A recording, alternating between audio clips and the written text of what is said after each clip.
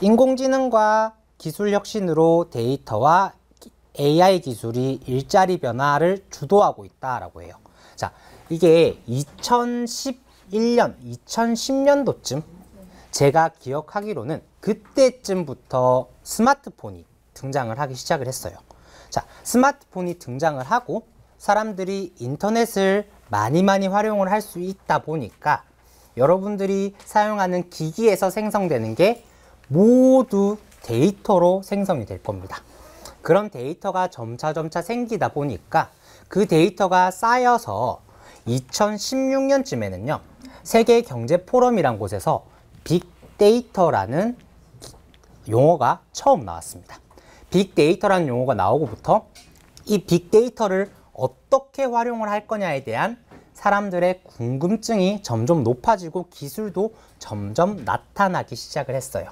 자, 이 빅데이터가 생기면서 가장 탄력을 받은 산업 자체가 AI 쪽입니다. AI는 기계가 알아서 인지를 하고 생각을 한 다음에 사람처럼 행동하게 하는 것이 AI 기술이다라고 간략하게 말씀을 드릴 수가 있을 거예요. 이런 AI 기술을 위해서는 가장 뒷받침이 되어야 되는 게 데이터라는 거예요. 이 데이터가 있어야 사람들이 기계가 학습을 할 수가 있어요. 사람도 똑같습니다. 사람이 어떤 것들을 경험을 해봐야 이런 걸 할 때는 이렇게 해야 된다 라고 생각을 할 수 있는 것처럼, 만약에 제가 운동장에 딱 서 있는데 야구공이 날아오고 있다라고 생각을 해볼게요. 그러면 가만히 있어서 처음 봤을 때 사람이 그냥 맞을 수도 있겠죠. 근데 그 사람이 야구공을 날아오는 걸 보고 앉아서 피할 수도 있고 손으로 쳐낼 수도 있을 겁니다. 똑같이 한번 그렇게 경험을 하고 나면 두 번째 내가 다른 운동장을 갔을 때 비슷한 경우가 있을 때, 만약에 축구공이 날아와도 공이 날아오네, 내가 맞으면 아프겠구나라고 생각을 하고 피하거나 아니면은 맞거나 손으로 쳐내거나 이런 동작을 할 수가 있다라는 거예요. 그래서 똑같이 기계가 이런 패턴들을 학습을 할 수 있도록 우리가 데이터를 많이 구축을 해줘야 됩니다. 자, 그래서 이런 인공지능 기술이 점점 발전을 해서 인공지능과 데이터 관련 직종이 75% 이상 증가한다라고 전망을 하고 있어요. 그래서 정부에서는 디지털 확산을 위해서 데이터댐 등 디지털 뉴딜 과제를 추진을 하고 있다고 합니다. 그래서 한 2, 3년 전부터 많이 사업으로 나왔던 게 AI 데이터 구축 사업이라는 게 있습니다.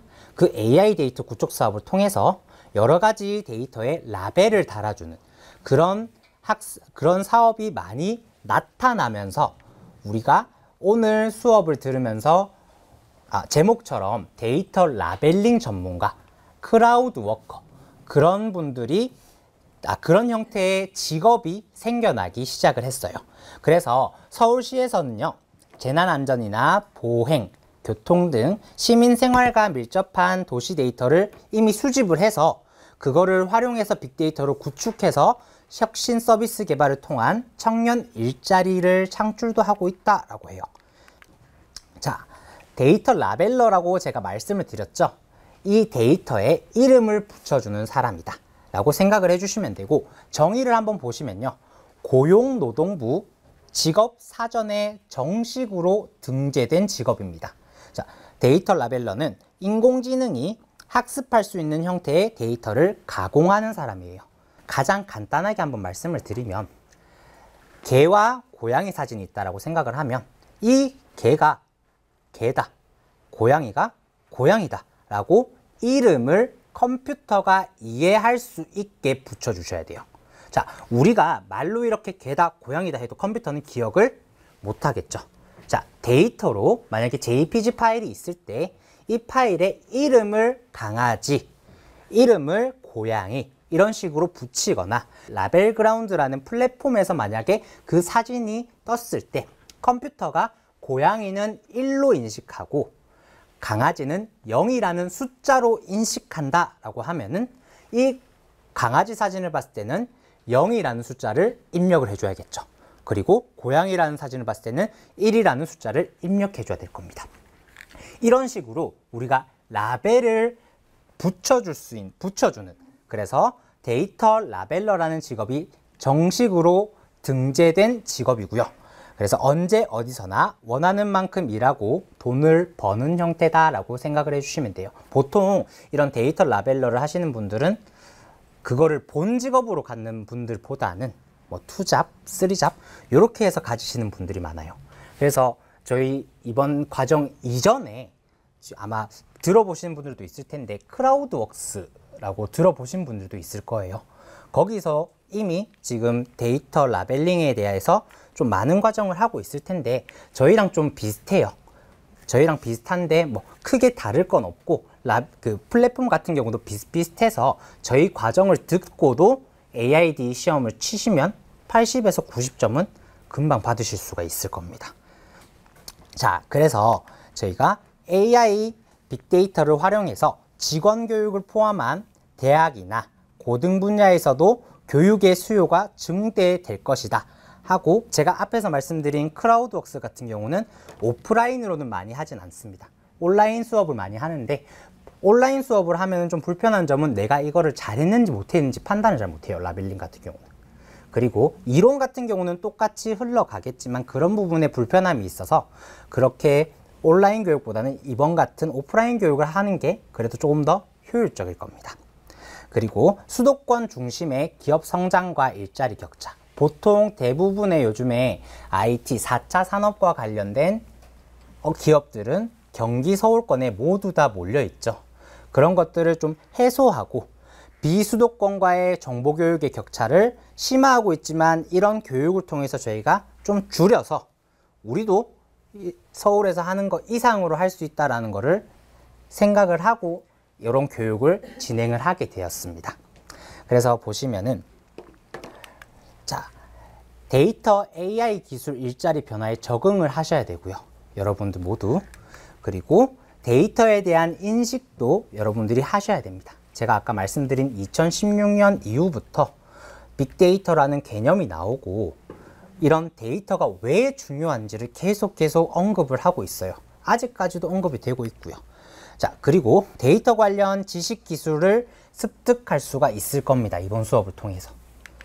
그리고 지역 간의 정보 격차도 해소가 될 수가 있을 겁니다. 자, 그래서 이번에 저희가 진행하는 과정 자체를 한번 간단하게 소개를 드리면요. 왼쪽에 있는 레벨업형이라는 게 있고요. 오른쪽에 있는 프로젝트 맞춤형이라는 게 있습니다. 자, 왼쪽에 레벨업형 먼저 볼게요. 자, 전문적인 AI 학습용 데이터셋 구축 교육을 통해서 AI 데이터 전문가로의 양성을 목표로 한다라고 해요. 자, 추천 대상은 경력 휴식 인력이라든지 프리랜서, 학생단체, 크라우드 워커들을 말을 한다. 일반적으로 이런 레벨업 과정 같은 경우는요, 플랫폼, 자, 저희 플랫폼이 라벨그라운드라는 플랫폼에 여러 가지 프로젝트가 올라와요. 자, AI 데이터가 필요한 기업은 한 군데가 아니라 두 군데, 세 군데, 네 군데 엄청 많은 기업이 있을 겁니다. 근데 본인들이 직접 그 데이터들이 10만 건, 20만 건 있는 거를 라벨링 할 수가 없을 거예요. 그래서 데이터 라벨러들한테 우리가 이 데이터에 라벨을 좀 붙여달라고 의뢰를 할 수가 있겠죠.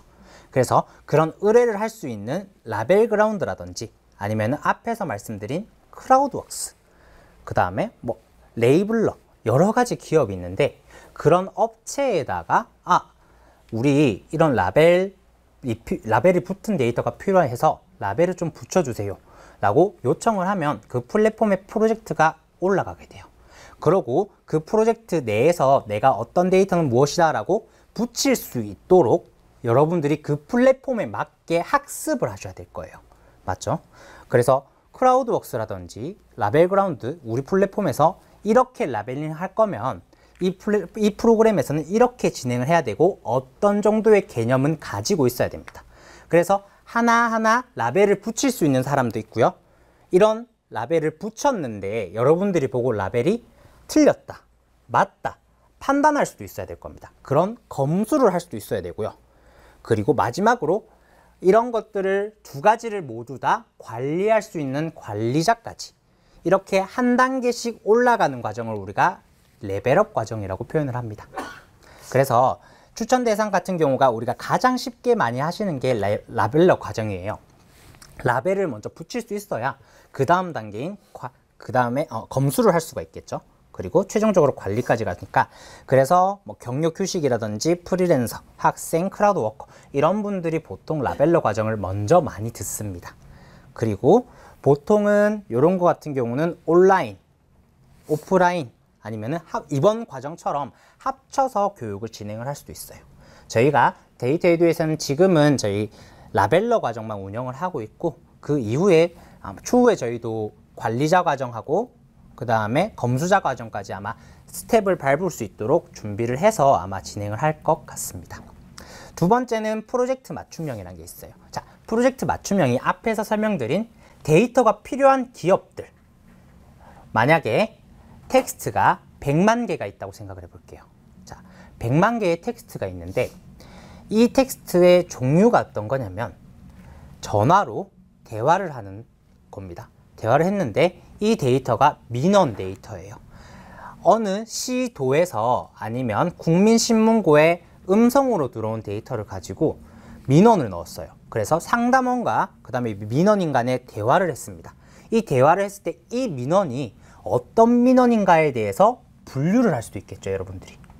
그리고 아니면 다른 기업에서 엄청나게 많은 강아지 사진을 막 가지고 왔어요. 강아지 종류를 구분을 해야 돼요.